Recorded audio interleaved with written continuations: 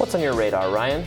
Well, during a speech on Monday at Rutgers University, Representative Josh Gottheimer made two rather extraordinary claims. First, he claimed that the organization founded by former Washington Post columnist Jamal Khashoggi is linked to al-Qaeda.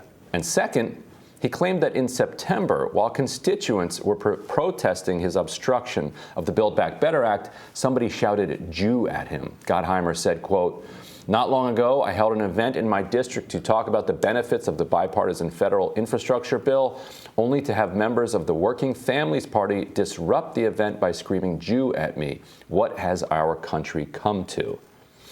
I'll get to the Khashoggi claim second, but first, because it's 2021, there's video of the entire New Jersey event. Some of it is in the phones of activists, and some of it already posted online.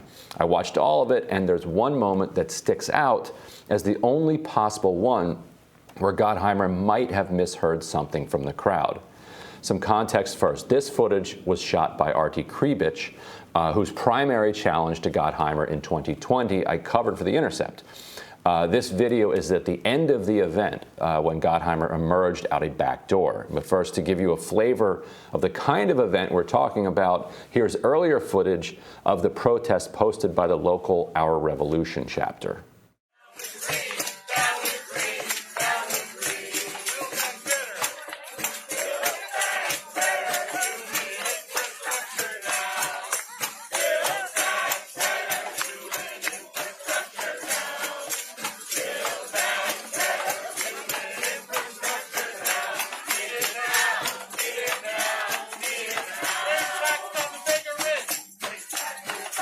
Okay, I think you get the gist. So here's the moment Gottheimer must be referring to, because this is really the only time any protesters were yelling at him.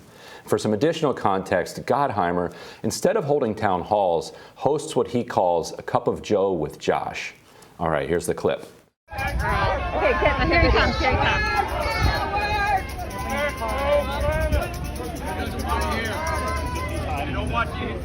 That's not a complaint. They have to lodge a formal complaint. He comes over to people in diners. Oh, I'm so sorry. Okay, do a live. Yeah, do a live.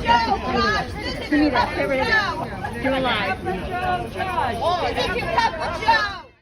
So the woman you can hear yelling there is named Lisa Schwartz, and she provided a statement through the Working Families Party to me.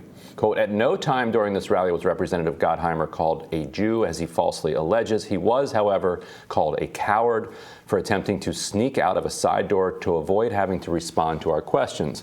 When we went to meet him, Representative Gottheimer ran off surrounded by security as if afraid of this 67-year-old woman and other peaceful constituents. That is cowardly, and that is what he was called."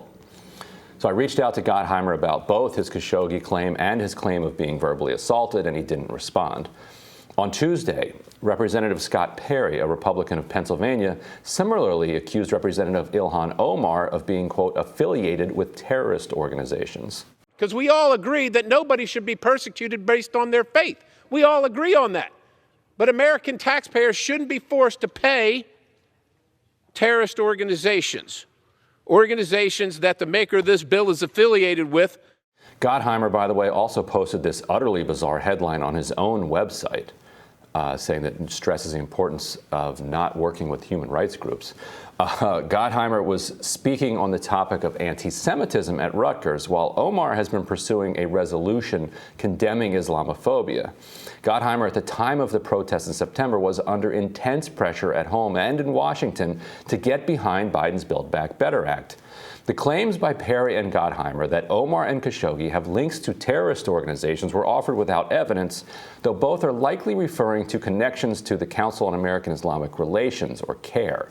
Perry had previously introduced an amendment to Omar's legislation punishing CAIR, and Khashoggi's group has links to people with links to CAIR. CAIR is a prominent advocacy group in Washington that is routinely criticized by Saudi Arabia and its allies for having ties to terror networks. So nebulous terms like networks and links make claims of connections between Mideast figures and terrorist groups fairly easy to make, while simultaneously draining them of meaning. That task was made easier in the wake of 9/11 when the FBI designated countless Islamic charities as potential fronts for financing terror groups, meaning that anybody connected with those charities in any way could then be said to have links to al-Qaeda.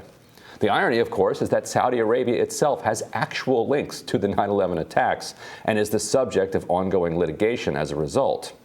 Jonathan Greenblatt, CEO of the Anti-Defamation League, praised the talk as, quote, an important speech on the rise of anti-Semitic rhetoric and the need for leaders to better support Jewish communities. It was unclear if Greenblatt had noticed Gottheimer's charge against Khashoggi's organization, and the ADL didn't respond to a request for comment yet.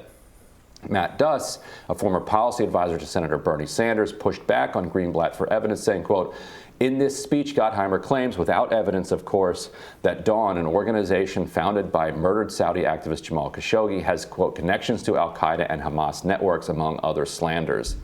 Duss posted that on Twitter and added, why is the ADL endorsing this defamation?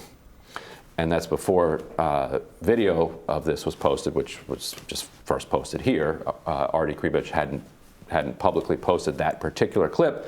But it does seem pretty clear that the only really interaction with protesters that he had where somebody was shouting at him was Lisa Schwartz, who was shouting, here's your cup of Joe, Josh, here's your cup of Joe.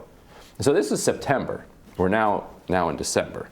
So I wonder, do you think that this was a misunderstanding from Gottheimer and he genuinely felt he was verbally assaulted at this event?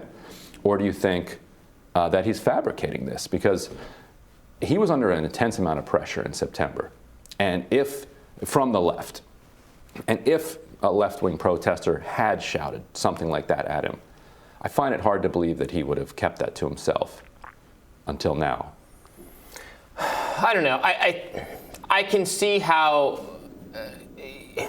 you would mishear it, I think. I like to assume people are generally operate, or people don't tell appallingly obvious lies. They massage the truth in order to make their perspective seem more reasonable and correct. They do it. People do it in unconscious ways, even. Right.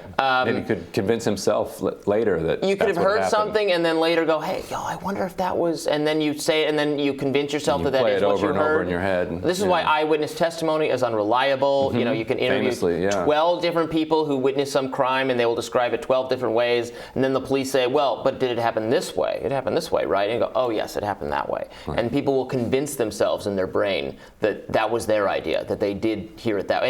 And it's genuine, and it's genuine, or as genuine as brain trickery can be. So I don't know, maybe it's something like that. And on the Khashoggi front, Reason has actually done good work on this phenomenon of links to ties and links, because Scott Perry, if he says that Ilhan Omar has ties to terror groups, then Scott Perry has ties to terror groups, because Scott Perry serves in the same institution. In the same institution, as Ilhan Omar.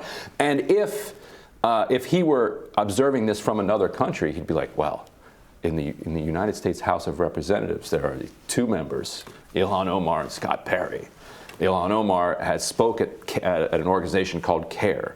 Organization CARE, has a former official who served as an attorney for a charity, which the FBI has, and this charity has links to Islamic Jihad, and Islamic Jihad has links to Hamas. Hamas links to, and boom, next thing you know, they're all involved in 9/11. Right. And like I said, the irony being that this is a major talking point of Saudi Arabia, which itself has the clearer actual, and is a force for appalling evil that we provide far too much. We, our government, provide too much cover to, and it's absurd. And I'll have a story on this in The Intercept, and we'll have a full response from Dawn. But they say that the allegations against Khashoggi and the organization are false, and they sent him a letter yesterday demanding a retraction and demanding a meeting. So we'll see if they get either of those. Yeah, well, we'll see. Team Rising will join us next. Stay around for that.